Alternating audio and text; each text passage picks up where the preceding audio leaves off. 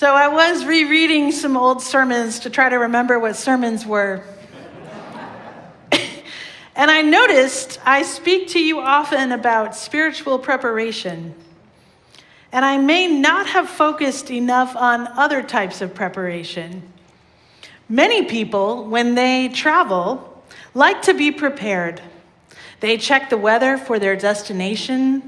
They research packing lists and read countless published stories of how pilgrims have traveled the Camino de Santiago, specifically those 177 miles from Porto, Portugal, up the coast, and finally inland into Santiago, Spain. Prior to departure, they often train for the long days of hiking by walking 2, then 4, then 6, then 10 miles in the 6 months leading up to their journey. In the training, they learn things about themselves, like where they have aches and pains and which muscles tend to require more care. But not me. I don't do any of that, as it turns out. The way I appeared, they were retired, just to be fair to me. We have different lives. But the way I appeared in Porto, Portugal on August 30th, 2025, just 2 days after I left your company, was woefully, terribly underprepared, okay? Armed with like a little backpack that had been blessed by you, so spiritually prepared. The stones, some decent shoes and socks. Jason told me to get good socks, and I did. And not much else, friends. Not much else. Hadn't really checked the weather. I showed up, oh, hey guys, so what are we doing? What even is this? The answer, what are we doing? I asked. The answer was we were walking 12 miles on day 1, 14 miles on day 2, 16 miles on day 3, and so on. By the end of 4 hours on day 1, I was pretty done. I was parched, hadn't brought enough water. I was suspicious that blisters were already starting to form. My legs and knees were sore beyond belief, and I was really ready for the end of the road. In truth, I was experiencing anger. Wasn't sabbatical the theological term for rest? On the 7th day, God rested. Why not I? I was journeying with a small group, some clergy, some religious pilgrims, all gracious and hearty Presbyterians, all of them. Every morning, our spiritual director sent us a stunning prayer, reading, and a reflection to hold in our hearts as we walked. I chose to walk alone nearly every day, all the while wrestling with short-legged demons and long-held narratives of being the fastest sprinter on the high school championship soccer team. Where was that person now? Each evening, we pilgrims gathered for a reflection to look back on our day's journey and ponder the learnings. Our first day ended in a scenario that held both negative frustrations and positive gifts. The negative. Our guide's calculations had been incorrect. The hotel was 1.5 miles further than expected. This may not seem like much at all, but after a day of 12 miles, following a lifetime of 1 to 3 miles, another 1.5 miles nearly incited a riot among us. The positive. The hotel featured a surprise pool. Unheated, but no matter, we chilled our sore muscles and watched the sunset over a Portuguese beach, and it was then that I realized I had been duped. That evening, they asked me to reflect on my expectations of the Camino de Santiago, what did you expect anyway? And I said these words: every single second that we are not walking on a flat, level boardwalk by the sea in a lovely European fishing village surrounded by cafes and cappuccinos, I am livid. I think I had seen one picture of the Camino, and that's what was happening in that photograph. And why does everyone keep saying Camino, which means walk in Spanish? And this is clearly a hike, and I hate hiking. Everyone knows this. And why do people keep referring to mountains as hills when they are clearly mountains? I mean, we're not in the Swiss Alps, but I'm from southern Appalachia. These are mountains. The gaslighting here is unbelievable. I mean, I literally said these words. All was not well with my spirit friends. They were surprised by my defiant lack of preparation. But you'll be glad to know I adapted, and I'm a hiker now. On the fourth day, you see, I remembered that old Unitarian Universalist lesson from religious education that it was okay to be different.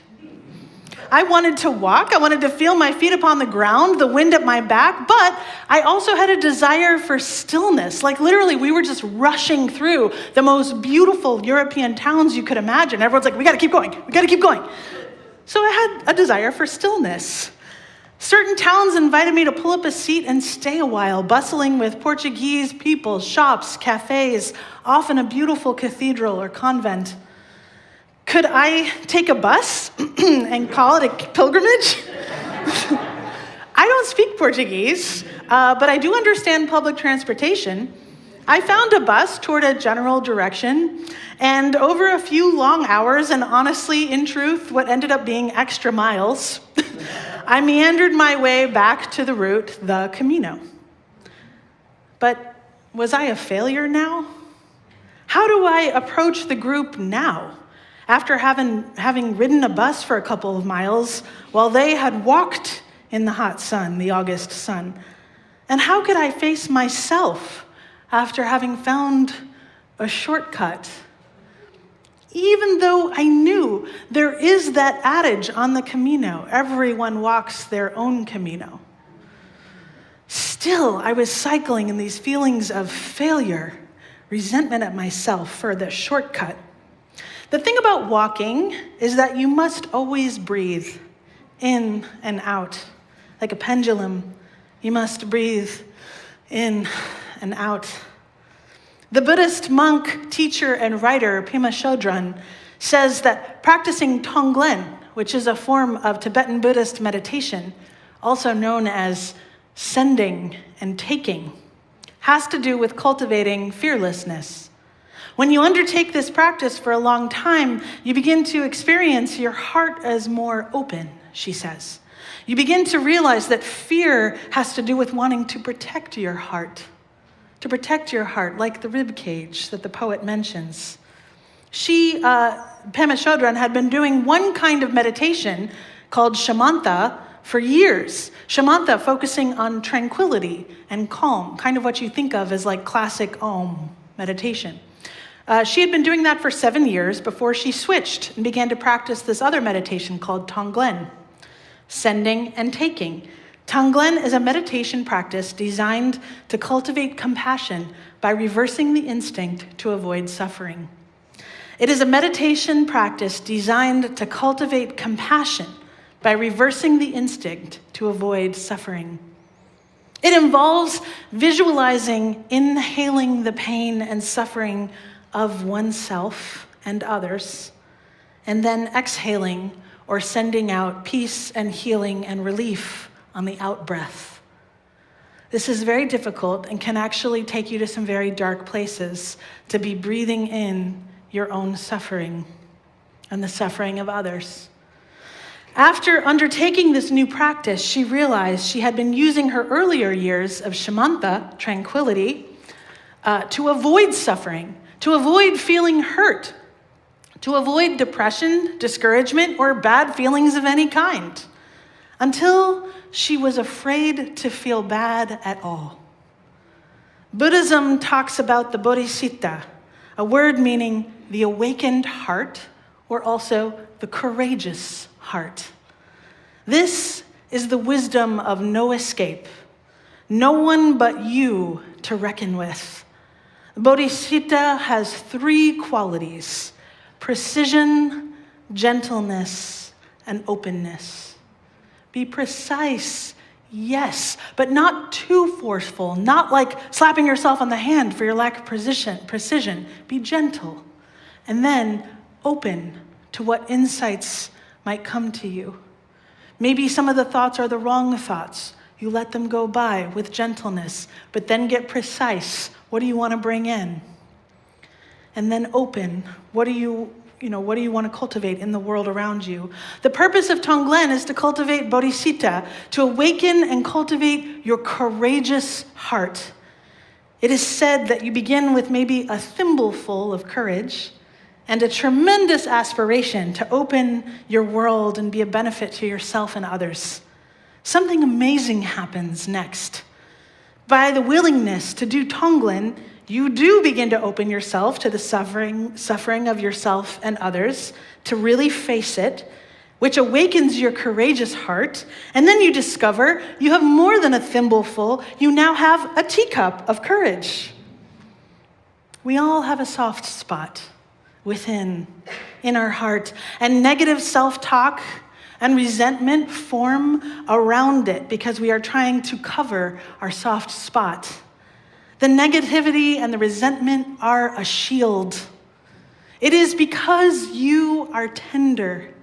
It is because you are deeply touched and moved that you do all this shielding. When we face ourselves in the spirit of mindfulness, remembering the breath, returning always to the breath, not afraid of our own suffering, we can release the shields that imprison our heart and the shields that have kept it safe, yes, but have also kept it caged. There were moments on my pilgrimage when I longed for those shields, when I needed them. I will name a few of my own shields in the service of you perhaps recognizing some of your own. If you know me well or work with me closely, you probably know some of these shields and have seen them. I often use the presence of others to avoid myself. I can easily fall into competition. This makes no sense. Why would somebody be competitive about church? I don't know, but I have been. I'm working on it. I can easily fall into jealousy of those I actually admire. Self-defeatedness, I could never. And ultimately, resentment and victimization. Why is this always happening to me? Why is the Camino hard? Misunderstanding situations and my own agency and power in them. Maybe it's hard because that's the only way to do a pilgrimage, is to do something hard. Maybe I'm misunderstanding the whole situation that I thought it should be easy at all. But sometimes on a long solo journey, when there is no one to talk to for miles and hours, the resentments suddenly feel empty and misguided. The exhaustion sets in, and you must put one foot in front of the other in order to get to the end and feel the weight of a fearful heart, the weight of it. And then quiet the busy mind. No podcasts, no music. And then the breath, just the breath, one breath at a time.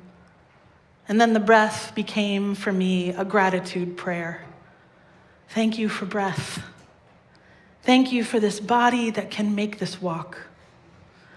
Thank you for life. Thank you for the storms I have weathered. Thank you for the courage of others who have weathered their storms. Gratitude. Gratitude like I have never known. Not ever. I once was lost, and I had been found. After a particularly long and dreary morning, climbing a mountain, not a hill, through wildfire-scorched forests of Spain. You remember those wildfires last year? Just when my water had run out, I was not good at that part, and my legs could carry me no further, I found a gorgeous pilgrim cafe on the side of the mountain. There were some cafes along the way that were really designed just for pilgrims. One young man had his small farm on that mountainside, and amongst grapevines and midday shade, I waited in line for the slowest food I have ever encountered. Finally, my turn came. The young Spanish man walked to a back room and pulled out a fresh baguette, dusty with flour, still slightly warm from the oven. He walked back out again, even further, to a garden and plucked 2 bright tomatoes ripe on the vine. He did this for each and every sandwich. That's why it took so long.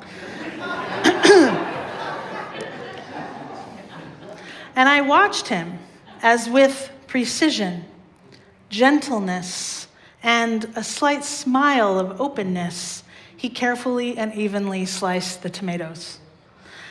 I could look at my watch. I could sigh loudly. I could ask how long it might take. I did speak Spanish, but it would make no difference. He was not making a sandwich. He was practicing a meditation on a sandwich. He drizzled fresh Spanish olive oil from the small glass bottle, and then came the Iberico ham from local pigs, no doubt, some black pepper, a swipe of fresh butter. The wait continued while he hand-squeezed 6 Valencia oranges into a giant glass. Now, if you've never had Valencia oranges, they're better than all other oranges. It was the greatest sandwich of my life. And by far the most exquisite juice I had ever tasted, pure sunshine. Breathing in the flavors, the midday sun mixing with nearby laughter of pilgrims from New Zealand who kept referring to their cold Fosters as breakfast salad. I didn't really understand that. It was all a complete thrill, and it was only mine. I have not shared it with anyone until now. If a great sandwich occurs and there's no one there to hear about it, did it even happen? Until that day, I would have said no. I would run to the first person I could find to tell them all about this great sandwich. But here is what I have learned from this particular part of the pilgrimage. Each day, I try to create myself anew, just like that man created that sandwich, with gentleness, precision, and openness. I won't paint you a picture now, but I am humbled by the amount of somatic and spiritual self-care that I require in order to thrive during these days of rage in our nation. Yeah, I said it, and I meant it, self-care.